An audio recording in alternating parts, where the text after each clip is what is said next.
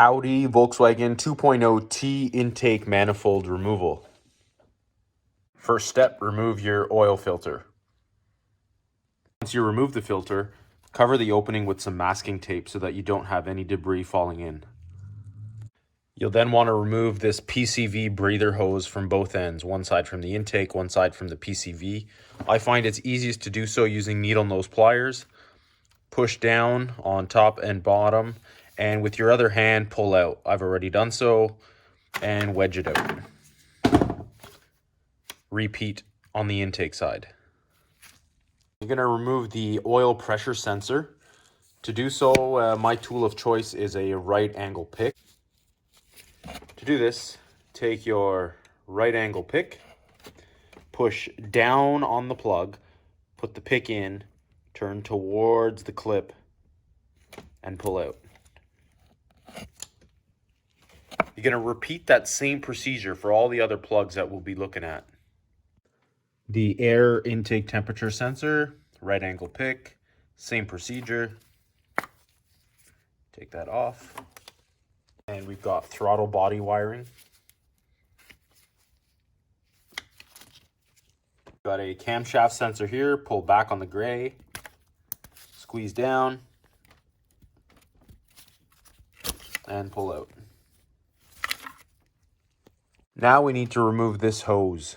To do so, use a 7mm socket, and there is a worm clamp that you're going to loosen on this end and on this end. You can see it right there. Once you have those loosened, simply pull off on each end.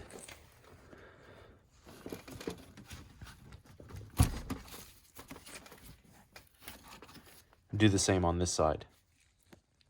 Using a T30 Torx, remove this screw connected to the intake, holding this line. Now we'll remove this Evap line. To do so, push down on the clips and pull out. On the back side of the motor, you have this purge valve that needs to be disconnected, and we need to remove this clamp. To do so, I like to spray a little bit of silicone lubricant on it to get it moving. And once you have that done, take your wrench, pull down on the clip, and move it back.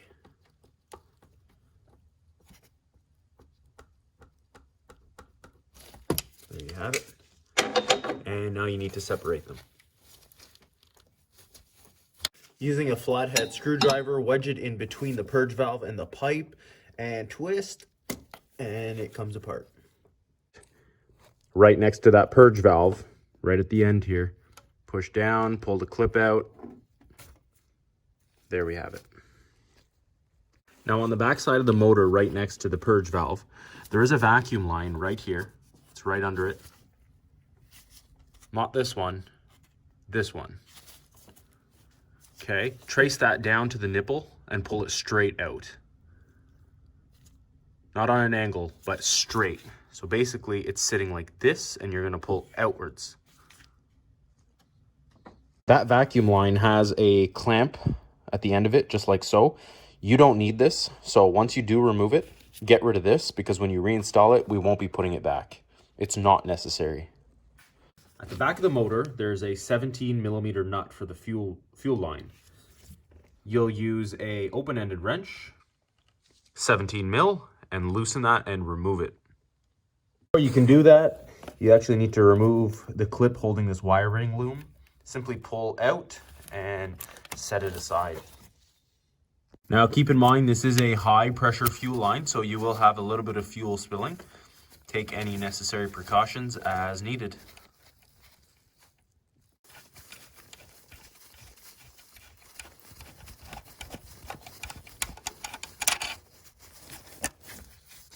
Right next to the throttle body, you have 3 harnesses you need to remove. Using the same concept with the right angle pick, you are going to pop them off.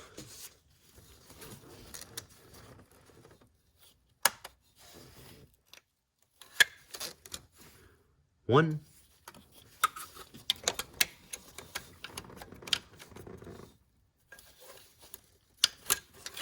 Two. And the third one was very simple. This one does not require a pick. It's a push pin. Now underneath the intake is a bracket. It's this bracket here. And it runs from the bottom of the intake down to the block. And basically, there are two bolts you need to remove. One is a 10mm triple square. And if I zoom in, you can see my light is on it. That's the bottom of the bracket. And at the top, where the intake manifold is a 13mm nut. So I'm going to drop in so you can actually see it. Nothing too fancy. I'm going to use a 13mm socket with a very short extension. And I'm going to remove the 13mm nut. And using the 10mm triple square, you're going to remove the bolt at the bottom.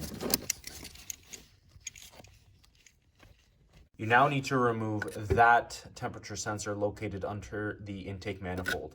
The easiest way to do so is using curved needle nose pliers. Basically wedge it between the harness, push down to unlock, and then use your needle nose pliers to pull it out.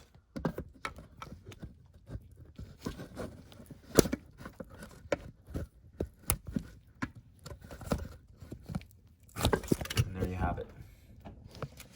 It's now time to undo the intake manifold. You have T30 Torx. 1, 2, 3, 4, 5. And inside this little groove, 6. And on the other side, 7. I prefer to use my super long extensions with T30 on it. Now, when you remove the two 10mm at the bottom, you will need a magnet.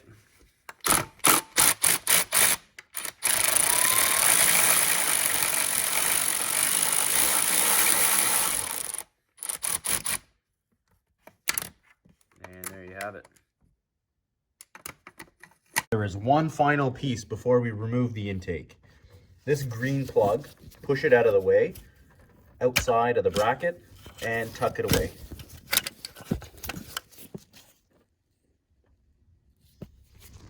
Before we remove this intake manifold, you want to clean this top area. As you can see, there's a lot of gunk in here. In fact, I think somebody tried to use like plumber's putty to plug up a vacuum leak. So you want to take your vacuum, your shop vac, and clean up this entire area so that nothing actually falls in. So do so before you remove the intake. And once you have that cleaned up, as simple as this, you're going to pull with both hands, and the intake should come right out.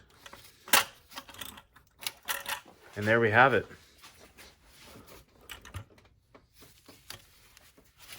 You have your intake. At this point, you need to release the harnesses from the injectors.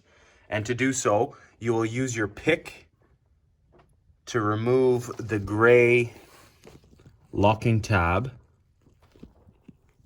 That gray locking tab to pull out. And then you should be able to squeeze with your fingers and pull them out as you would normally. So, as I said, pull the tab. And now that that tab is released, put your finger in, squeeze, and pull it out. Repeat on all 4 of them.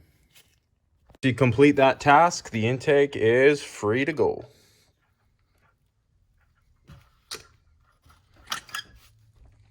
See my other videos on how to carbon clean